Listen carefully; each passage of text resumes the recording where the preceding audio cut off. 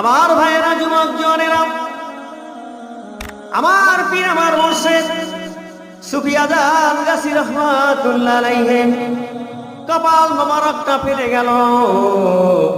হুজুর আমার পাখির পেছন দিকটা ঘুরিয়ে নিয়ে এসে একটু মোটা করে ওই ক্ষত জায়গায় রক্ত ঝরা অবস্থায় ওই কপালের মধ্যে চেপে ধরলেন। চেপে ধরে ওই রক্তমাখা অবস্থায় আল্লাহর দরবারে রিসিভার হাত দুটো তুললেন। জোরে বলুন। হাত দুটো তুলে দোয়া করছে, মালিক এদের পেছনে চক্রান্তকারী লিলিয়ে দেওয়া ব্যক্তিরা তারা আড়ালে বসে আছে।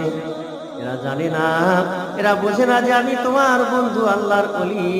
ওরা আমায় চিনতে পারে না, ওরা আমায় না জেনে ফেলে দিয়েছে। মাওলা ওদেরকে তুমি ক্ষমা করে দাও।